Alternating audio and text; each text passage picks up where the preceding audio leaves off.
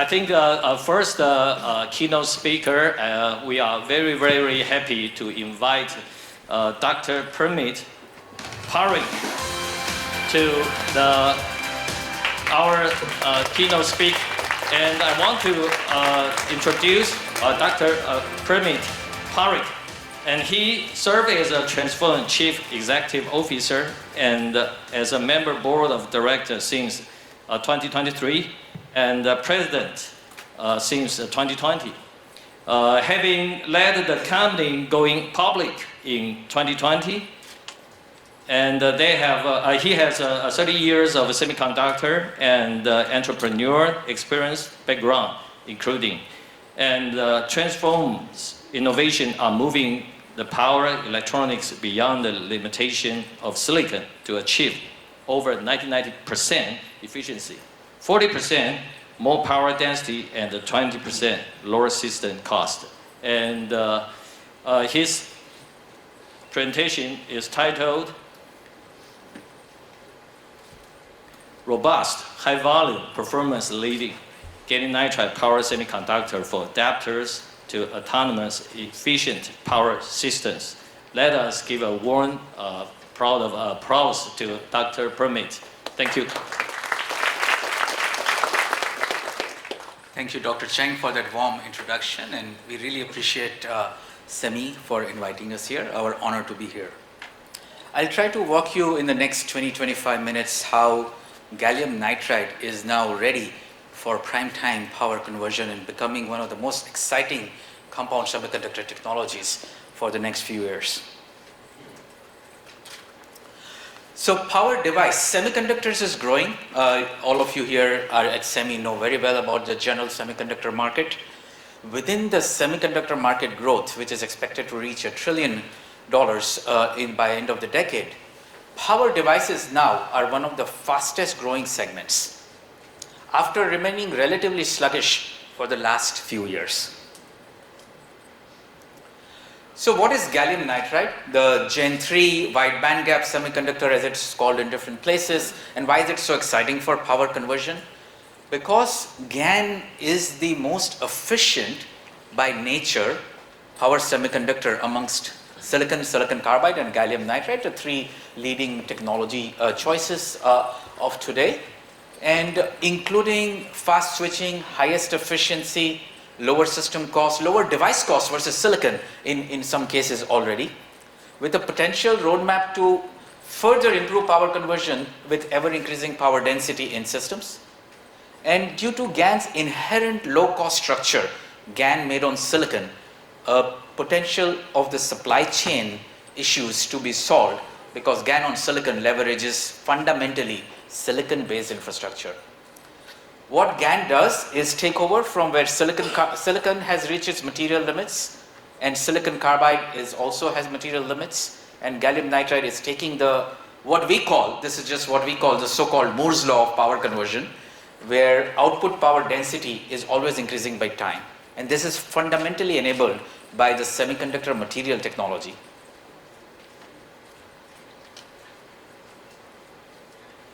So GaN compound semiconductors enable a path to net zero. And how do they do it? Both GaN and silicon carbide are growing shares of the power market. Silicon carbide is well established, especially in automotive electric vehicles. But GaN is here now today, starting with fast chargers and adapters. That is just one segment of the market where GaN has done very well. Companies like Power Integration, Navitas have done a fantastic job there. Transphorm also enables very high performance, high reliability solutions in that market. Where Transphorm and our company focuses is on high power GaN. So we like the low power GaN market, it's a great market. But 70% of our business today is in high power GaN, and we are in the market today. So whether it is computing, in which data center falls, or energy, in which industrial and energy, in which motor drives or renewable energy microinverters fall, or electric cars, GaN enables higher power density, higher efficiency, addressing fundamental problems of carbon savings, energy savings, electricity savings, range anxiety, power density. So just quick Transphorm at a glance. We have been a leader in robust gallium nitride products. Reliability is one of the paramount things in power electronics. to establish a long-term solution, the comfort and the confidence of the customer, the trust of the customer. We focus very heavily on that. And we've been focused on high voltage power conversions. Now we have delivered about 17 million revenue last year. We're a public company, but what we do is 3 or 4 key things, right? We focus on highest performing reliable GaN-fed products, easy to use solution by making our GaN look silicon-like. More on that later. With strong intellectual property, and very important and right place to share this is we are vertically integrated. We make our own wafers. We don't rely on a foundry because it's fundamental in compound semiconductors in the first phases of the technology and market growth to have your own manufacturing. It's not easy to do so, but it's fundamental. So now coming to GaN itself, we talked about semiconductor growth, power growth. GaN is a large and expanding total market available opportunity for Transphorm and for other GaN companies. It's rapidly growing, double the rate of the power market growth is what we expect. 3 billion GaN TAM, as we call it, growing to more than 8 billion. All segments growing, but one of the fastest growth segment is automotive electronics over in the next 5 years or so. And Yole Electronics forecasts about 2 billion in revenues, which is consistent with our estimates that we have done. About 25% adoption in the GaN TAM over the next 5 to 6 years is amounting to 2 billion in revenues in the segments ranging from, yes, fast chargers and consumer, but more importantly, energy, computing, and electric vehicles. So what is the ideal GaN switch? Going a little bit into technology flavors, there are different ways to do GaN. There is no one right or wrong answer. The customer needs normally off GaN. And at the end of the day, nature and physics should win. So there are 2 flavors of gallium nitride, so-called E mode normally off and D mode normally off. We've done both originally. Now we focus last 10 plus years on the D mode normally off device. And why? Because nature has made gallium nitride that way. And when we look at it again, you can make both things work obviously, but nature has made gallium nitride a certain way. So we like the fact that in a D mode type application, we get extremely high efficiency, the most reliable interface to the outside world, architecture compatible with how customers use silicon based power components. So the look and feel of silicon with the power switching ability of gallium nitride, and extendable to very robust things like short circuit capability, not possible otherwise, and 1200 volt capability, which I will show. And this is proven by data. This is not just talk. The typical D mode, again, because nature has made it that way, very high performance, no kind of current slump at high temperatures, whereas there is current slump usually seen at high temperature. Of course, this all works, but when you go to temperature and reliability over life, it is a different proposition altogether. Dynamic to static ratio. Dynamic is what you get in application. Static is what you put on the data sheet. So what we put in application, what we put on the data sheet, that is what customers see in the application. We have chosen to do that from day one. And then performance. So this is apples to apples performance. You can make all technologies look good by doing circuit electronics on it. But if you compare just the nature, apples to apples, typically D mode, because of its inherent properties of charge, superior charge, is higher efficiency, lower loss. And so what we have done, it's very important to overcome barriers to adoption. How to make gallium nitride easy to use, how to make it reliable, how to make it highest efficiency. What are the differentiators we have? So one thing I'd like to state is now we have more than 200 billion hours of operation in the field, and these 200 billion hours are both in low power and high power. So this is low power adapters and chargers, but high power applications like data center, blockchain, microinverters, and computing and industrial. This is based on a disruptive proprietary process, which is about 25-30%, sometimes more, better than the same die specs with leading foundry-based gallium nitride. Some of the best foundries in the world are here in Taiwan itself. Significantly lower loss than silicon carbide. Again, that is physics. Why GaN is a lower loss than silicon carbide? That is physics. And what we have chosen is easy to design, easy to interface with standard gate drivers and controllers. Because there is a lot of integration already available for free in silicon that we avail by making our GaN look like silicon to the outside world. And then depth of manufacturing with vertically integrated wafer supply chain. And now cost, definitely one of the earlier speakers alluded, system level cost Both silicon carbide and GaN are better than silicon because they save system size. But now device to device cost, in some cases GaN is already lower than silicon. And all of this is backed by a very strong GaN intellectual property portfolio. One thing, like I said, reliability is paramount, and we have taken some data on reliability. This happens to be a leading foundry with E-mode GaN, and again, it's what you see in the data sheet is not necessarily what you get in reality. So what we show here is high voltage HTRB. HTRB is one of the specific tests of reliability, very common test. And we've picked a similar parts, E-mode data sheet and D-mode is from us. E-mode is from a leading foundry, leading the world's largest GaN foundry. And what we see is after HTRB, the static R-on increases. Oops. So yeah, static R-on increases as you see. But still within datasheet, some parts going outside datasheet limit, which is not good, but more or less within the datasheet, and that's why the datasheet is margin. This is for the D-mode, Transphorm's D-mode, which is relatively flat static R-on. Now, when we go to dynamic R-on, it's a complete different picture altogether, because dynamic R-on is what you actually get in application. So here what we see and is tremendous increase, 400% increase in dynamic R-on from 50 to 200, which completely fails the datasheet. So this is again parts in we had from first half of 2022. It may be better today, maybe not, we don't know, but this is just data as we have taken from parts made at the leading GaN foundry first half of 2022. So it should not be like that, especially if you want to get into high power, it should not be like that. There should be no increase or manageable increase within datasheet limit in both static and dynamic R-on.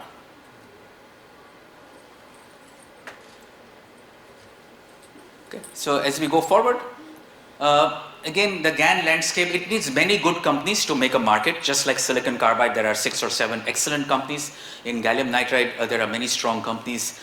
We divide the space into kind of low power and high power. Anything more than 300 watts we call high power. And this is today's reality. And what we mean by here is this is customer systems in production at volume. This is not demonstrations. A lot of good demonstrations from many companies, excellent companies doing very good work in low power GaN, and we are one of them. In high power GaN, Transphorm has led the way because the impact of energy efficiency is more. You really need very strong reliability to address high power GaN, which is what we have focused from day one. And as you go to higher power, silicon carbide is obviously a choice in the market, which is well established, but GaN is challenging silicon carbide now, even at the high power stages. Again, this is based on customer systems in volume ramped in production. So IP is very important. We focus on IP from materials to devices, how you make the GaN, how you use the GaN, how you package the GaN. Very core to gallium nitride manufacturing and our philosophy. It's not been easy to do this, requires a lot of capital investment, is vertically integrated manufacturing. And this is with innovation. What it helps us is innovation driving supply chain and manufacturing control.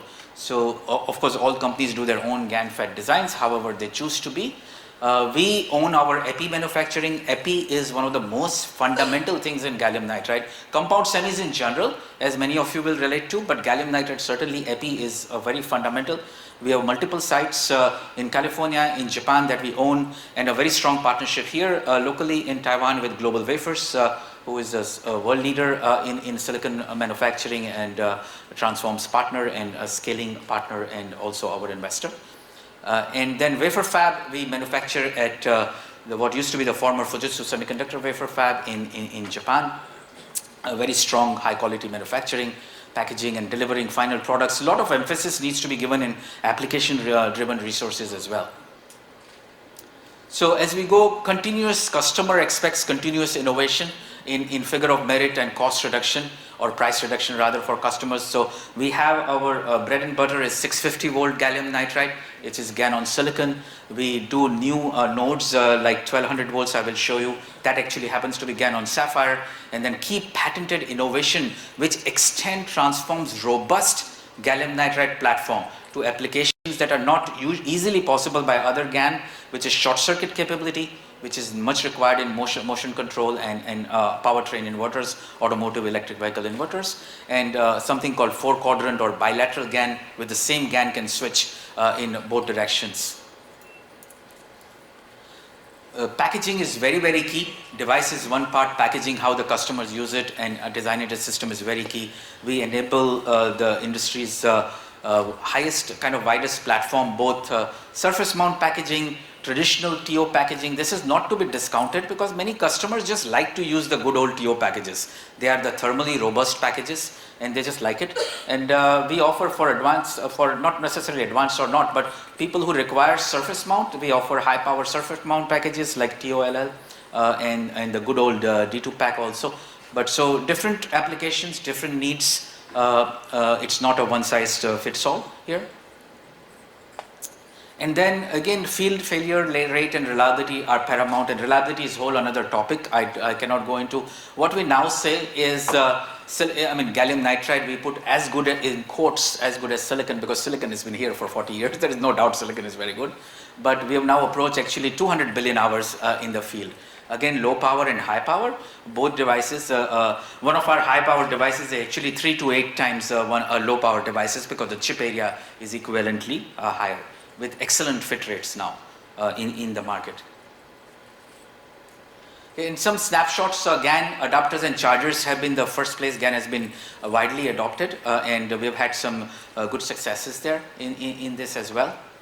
And even there, the fundamental physics I talked about, the physics of performance, about E mode and D mode GaN shows up here. So this, we took one of the adapters, which is an E mode GaN based adapter, again made by leading foundry GaN, and we just dropped in D mode devices, actually a smaller D mode device. Because of those fundamental dynamic properties I talk about, the performance is about 13 to 14% lower loss and much lower temperature. So can do more with smaller GaN size. High power is really, really important to GaN. Higher the power, higher the energy savings, higher the impact of gallium nitride. And these are all in production. These are not application designing or partnerships. These are volume ramped in the market. Corsair has been selling our 1.6 kilowatt power supply for 4.5 years now. Ventai and Asus here in Taiwan in gaming. Data server, we have enabled titanium rated power supply for 4 years now, with fundamental circuit level IP in titanium rated GaN. And our customers like Bell Power and others, Bell Power is public, others are not public, they have done exceptionally good job to enable titanium rated GaN for 5 years now. It is now ramping in the market. Then data centers, and last but not the least, blockchain computing has been on and off, fluctuates with Bitcoin pricing rather, but it's a good market because it uses gallium nitride to its ultimate potential. And then microinverter, we have actually enabled the first microinverter volume ramp production in the world with a China-based partner customer, Daheng Solar Microinverter. And why some of this high power has come into play? Because again, with silicon carbide, in higher power we compare to silicon carbide, because other GaN is now going to high power. It's not yet there fully, at least not ramped in the market in systems, but silicon carbide has been there. So we compare GaN to silicon carbide JFETs and silicon carbide MOSFETs. And it's about a 25 to 35% loss advantage we see again from apples to apples comparison. You can do a lot of circuit level things, but this is apples to apples comparison. Theoretically, GaN should be 70% lower loss than silicon carbide. About half of that we have now extracted in reality. Then Transphorm enables things like short circuit capability. So this is again taking the robustness and reliability to one higher level. We have done 3 now, actually 5 microsecond short circuit for GaN. This is very important. You cannot get into automotive inverters without short circuit capability. You just cannot. Or for that matter, motion control and robotics. So we have, this is a different architecture with our GaN on silicon that we have done this. And then talking about automotive, it's a key market area for GaN. We focus on 2-wheelers, 3-wheelers in Asia, and 4-wheelers obviously is the holy grail for GaN, where like I said, silicon carbide is well established, it's a good technology. But future GaN has lower losses, lower cost versus silicon carbide. We are working there on 1200 volt GaN as well, a single 1200 volt GaN device in addition to 650 volt GaN. That 1200 volt GaN we have made on GaN on sapphire. Everything I talked about is GaN on silicon. With 1200 volts we have done GaN on sapphire. So this is in R&D. Silicon, as I said, 200 billion hours in the field already. GaN on sapphire is R&D, and early results are very compelling, better than, I should say similar to silicon carbide established technology from the very first results with low cost GaN on sapphire technology. And then to summarize the significant environmental benefits of gallium nitride, as some of my fellow speakers have also talked about, carbon footprint reduction. If you look at a holistic view, there is a potential over the next decade to save hundreds of terawatt hours. If you look at bottoms up, in one kind of power supply, 3 kilowatt high power supply, 1% efficiency gain means about 50 pounds of carbon dioxide saving per year. Our GaN would have saved about 25k metric tons bottoms up in FY 2023 alone. And to wrap up, finally, one core platform is what we have, changing the gamut of power conversion from adapters to automotive. Our key goal is to enable end customers in production. Today we are from about 45 watts to 4 kilowatts, extending that to 7 kilowatts as we speak today. The GaN itself, like I showed, we have done a single device GaN to 12 kilowatts now and 200 billion hours in the field. And besides being an excellent technology, excellent product enabling efficiency, loss and power density, GaN has an impact to make tremendous electricity savings over the next 2 decades. Thank you so much.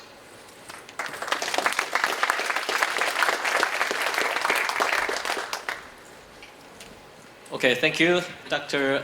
Primit. And is there any question? Please, okay, Eber. Transphorm, in your 650 volt, we saw your technology is GaN on silicon, but to 1200 volt, you shift to GaN on sulfide. Can you explain why you make such change? Yes. So on GaN on silicon, if you want to extend to 1200 volts, it can be done, but you have to keep growing thicker and thicker silicon. So when we looked at the cost and throughput and a business case analysis, rather than growing thicker and thicker silicon, we switched to GaN on sapphire because we know how to do that epitaxy very well also. So we actually use the sapphire, it's just not a carrier, we use the sapphire electrically to block the voltage.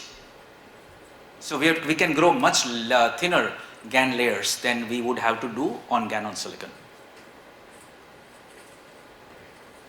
Okay, so, okay. Please. So I think your company actually started with the demo first and then also have the EMO right now. So considering using the demo, this matching between your demo and also the MOS to form a cascode is very critical. So do you think that will become most like a customized configuration for the demo? So people were limited choice for their MOS selection. Would that be a problem?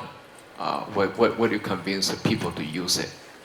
Correct. So the answer is not at all. Actually, and just to state the facts correctly, we started actually with both E-mode and D-mode, but today we are doing almost exclusively D-mode because that, as I showed, is a very clear, reliable, highest performance, closer to the natural form of gallium nitride, what physics and nature has made it to be, and very robust in systems. So we spent about 8-9 years ago, we spent a lot of time understanding the matching between silicon low voltage FET and the GaN. So we have mapped out that space extremely well. So it's our job now to integrate. Once we do that integration, then it is seamless for the customer. So customer doesn't care. Customer wants normally off devices at an attractive price with good performance and good reliability. So that is what we offer. It's our job how to integrate, and then we have matched it extremely well. Okay, great. And our guest has a question. Is thermal conductivity an issue for gallium nitride on sapphire? How to solve it? Yeah, good question. So we in GaN, yes, sapphire is a great insulator, electrical, but thermally it is poor. So we thin down the sapphire thanks to the extensive LED industry. The manufacturing technology of thinning GaN on sapphire is very well established, especially in Taiwan here. And we thin it down to equivalently match the thermal conductivity of our GaN on silicon. I have the same issue about GaN on sapphire. Because it could be cheaper, but maybe we need to spend more cost for the thermal management. Am I right? Actually, Or again, module or system, yes. no, yes and no, because like I said, our 650 volt, 900 volt node all is GaN on silicon. For 1200 volt, when we did the detailed analysis, GaN on sapphire is both more efficient and cheaper actually. Again, thanks to the extensive work done by the LED industry. LED industry routinely thins the substrate, they even remove the substrate, they do all sorts of things at very, very high volume. So because of that, if it was not for that, then your comment is exactly right, but 20 years of the LED industry has made both sapphire very cheap itself, and the technology, the back-end technology is also well available. Okay, because time limit, okay. Please. I think things will bring up this substrate issue, right? Selection for the substrate for the GaN to really attack the 800 to 1200 volt application is one of the key. So among all the variations, I mean QST, sapphire, silicon, even silicon carbide, what do you think which is the best choice for the future success? You know my answer, right? No, I mean, then you have to tell why. Again, so two reasons, right? So if you compare QST, a lot of the work, like the template is not cheap. It's $300-400, the template itself, that too in volume production. And then you have to do the same sort of things. You still have to grow thick silicon, because, thick GaN, because you have to isolate the GaN from the QST. When we do GaN on sapphire, like I said, we electrically use the sapphire. Also, because we engineered that interface, we electrically use the sapphire to block the voltage. So QST is good technology, but again, some template is expensive and you still have to grow thick GaN. Silicon carbide, you have to use semi-insulating silicon carbide. You can use it, but if you use semi-insulating silicon carbide, that's RF device like cost structure. Nothing wrong with it. You can grow GaN on semi-insulating silicon carbide, but substrate will be very expensive, $2,000. Sapphire is $80. And silicon we can do, but like I said, at some point it's a trade-off of how thick GaN you keep growing on silicon. Okay, great. And let us give thanks to Dr. Parikh again. Thank you very much. Thank you so much. Thank you.